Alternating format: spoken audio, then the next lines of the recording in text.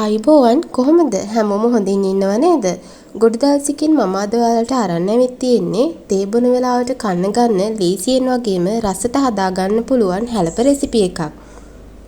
ඒ වගේම මේ හැලප හදාගන්න කැන්දකොළ ඕනෙම නැහැ.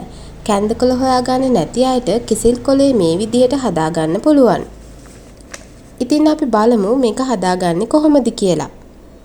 අවශ්‍ය ද්‍රව්‍ය මම සුපුරුදු පරිදි වීඩියෝ එකට යටින් මෙන්ෂන් කරලා තියෙනවා. මුලින්ම මම භාජනයක් ලිපේ තියලා හැල්ප මිශ්‍රණය හදාගන්නවා. මම මෙතන අරන් තියෙනවා සීනි කෝප්ප භාගයක්. මම මෙතන මනින්න අරන් තියෙන්නේ මෙෂරින් කප් සෙට් එකේ ලොකුම කෝප්පය.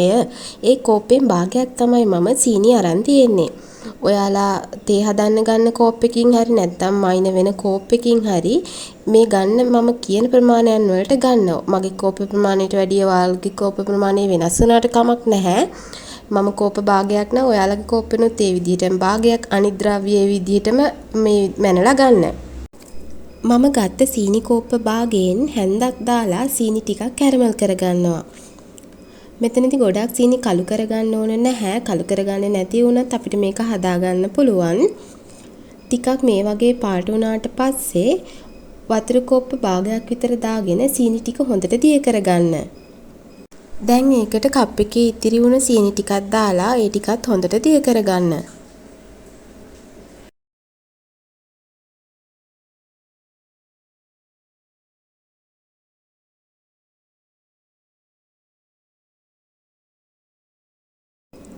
සීනි ටික දිය වුණාට පස්සේ ගාගත්ත පොල් කෝප්ප 4න් 3ක් එකතු කරගන්න. සීනි කෝප්ප භාගයකට පොල් කෝප්ප 4න් 3ක් එකතු කරගන්න ඕනේ.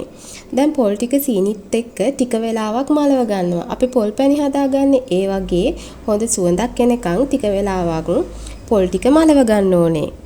මෙතනදී හැබැයි ටිකක් වතුර ගතිය වැඩි. ඒකට කමක් නැහැ. අපි මේකට පිටි දා ගන්නවනේ. එතකොට වතුර තව අපිට මදිත් වෙනවා. එතකොට තව වතුරක් දා ගන්න ඕනේ. ඒ නිසා මේ පොල් පැණි මිශ්‍රණය දියට තිබුණාට කමක් නැහැ. අපි මේ විදියට පොල් ටික මලව ගත්තම අපි හදාගන්න හැලප ඉක්මනට නරක් නොවි දවස් 2-3ක් විතර එළියේ තියලා වුණත් කන්න පුළුවන්. අපි දාගත්ත පොල් ටික හොඳ සුවඳක් එන ගානට මැලවුණාට පස්සේ මම පොල් ගත්ත කප් එකෙන්ම මැනලා ඒ ප්‍රමාණයට කප් එකෙන් 4න් 3ක් වෙන ප්‍රමාණයට කුරක්කම් පිටි දාගන්නවා. මේ වෙලාවේදී ලිප ඕෆ් කරගන්න මතක් කරලා ඊට පස්සේ මම මේකට කඩේ හාල් පිටි නැත්නම් ඉන්දියාප්ප පිටි මේස හැඳි 3ක් දාගන්නවා. ඒකටම පාන් පිටි මේස හැන්දකුත් මම දාගන්නවා.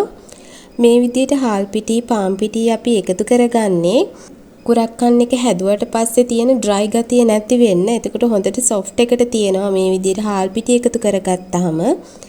දැන් මේ ටික දාලා හොඳට කලවම් කරගන්න ඕනේ. කුරක්කම් පිටි වලින් විතරක් හැදුවොත් හැලප ටික වෙලාවක් යද්දි කුඩු වෙනවා නැත්නම් ඩ්‍රයි ගතිය වැඩි වෙනවා. ඒ නිසා අනිවාර්යයෙන්ම පාන් පිටි නැතත් හාල් පිටි මතක් කරලා දාගන්න. මේ මිශ්‍රණය එක ගුලියක් පදමට එනකම් මිශ්‍ර කරගන්න ඕනේ.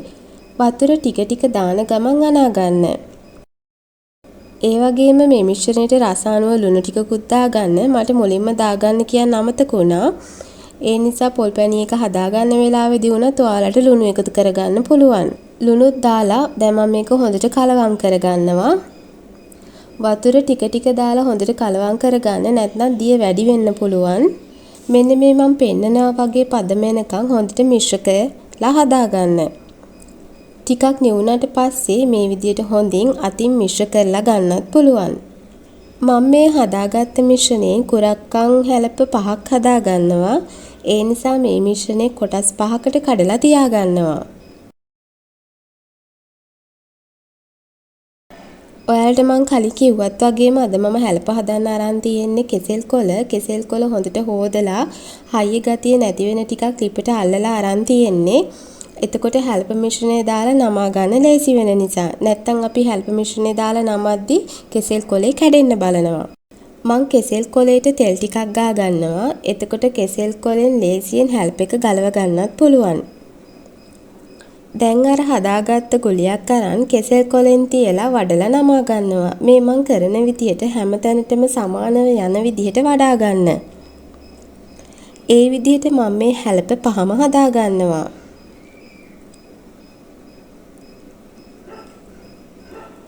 මම මේ හදාගන්න හැලප ටික කලින් වතුර රත් කරගත්ත භාජනයක තියලා තමයි ස්ටීම් කරගන්නේ. ඔයාලට මේක රයිස් කුකර් එකේ වුණත් ස්ටීම් කරගන්න පුළුවන්.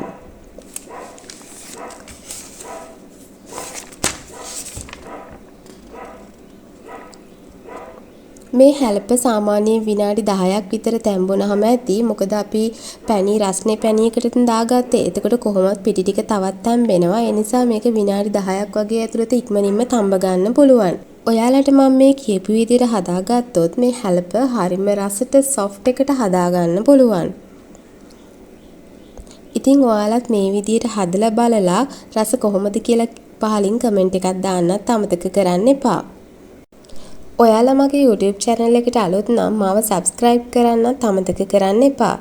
ඉතින් ආයෙත් මේ වගේ රසවත් වීඩියෝ එකකින් හමු වෙනකන් අදට සමු ගන්නවා. සුබ දවසක්.